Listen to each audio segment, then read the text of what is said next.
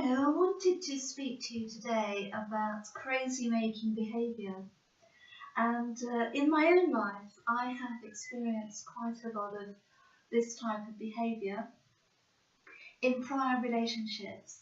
And I think it's important from a safe relationship point of view to understand A, what healthy behaviour is, and also to understand what unhealthy or crazy making behaviour is.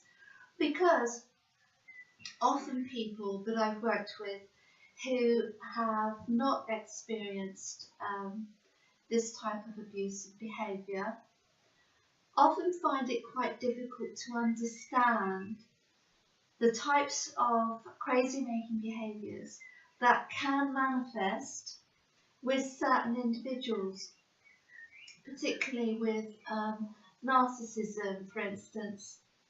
And so I wanted to highlight just a couple of crazy making behaviours that you may come across in your relationship journey. And I'm saying this today and sharing it with people because in line with safe relationship training, we need to be aware when something is a bit off and when we are being manipulated in some way so that we can take care of ourselves and we can do something about it basically at the end of the day in order to be able to leave before it's too late. Because it is possible to be so downgraded, to be so undermined, that people find it very difficult to leave situations because often their mind has been messed with. And this leads on to the crazy making behaviour that I mentioned earlier.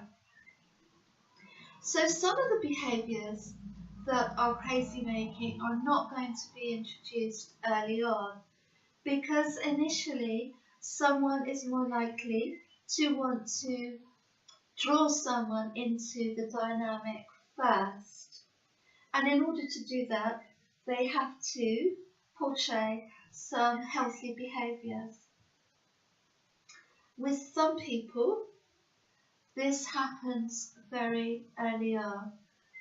With others, they will carry on with certain healthy behaviours for a period of time so that they are sure that the person has been drawn in sufficiently in order to start to introduce unhealthy behaviours. Otherwise, someone could possibly leave too early before they've had a chance to introduce some unhealthy dynamics. So that's the reason why some abusers will start in straight away with some early indications of toxic behaviour. And generally, not always, but generally, the initial toxic behaviour begins with criticism. And often that criticism you can identify on the first date. But as I say, with some people they will wait. But others, they do dive in quite quickly straight off. So, criticism is quite often the first initial red flag that will show itself early on in the dating dynamic.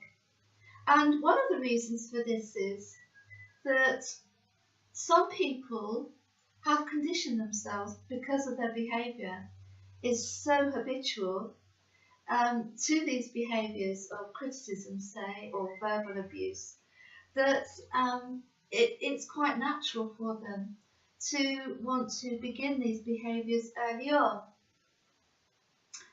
For others, they have a little bit more self-control and they also are aware that if they dive in too quickly with unhealthy behaviours, more than likely someone is going to leave.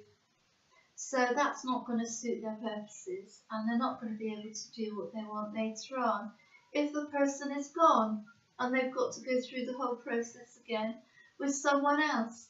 So it helps to have a logical mindset in these situations. So one of the indications that there is some weird, crazy making behaviours coming in could also be, if you've been together for a while, they may introduce some strange communication, such as they may start talking about something that happened during your time together, which actually didn't happen at all. But they're trying to introduce some behaviours in order to get you to challenge your knowing and to get you to start to distrust yourself, so that they can introduce some more weird behaviours further down the line. And this is often a control tactic that they engage in, so that you, at the end of the day, start to rely on their version of things rather than your own. So it really is a type of brainwashing. When someone starts to introduce crazy making behaviours such as, do you remember when such and such happened? And yet you know for a fact that that actually didn't happen. But it's just to get you to sort of doubt yourself.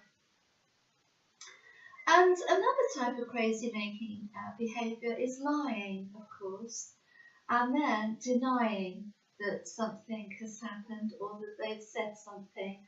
So lying is used quite a lot with abusers and narcissists in particular, because if you think about it, if someone can just lie, then it gets them out of a tight situation, no matter what it is that's happened. They can just deny that they said that, and they can just look at you, some people, and point blank just say that they didn't say that at all, or they haven't done that. So that's another one. So first of all, it's a type of rewriting the past. Is one of the main crazy making behaviours that someone could engage in, and also lying and denying that anything has happened at all, and that they didn't do what they did and they didn't say what they said at all. In other words, you are the crazy one and they are the sane one, and they get to validate what reality is all about and not you. So I hope those tips are helpful, and as always, stay safe and happy. Bye bye.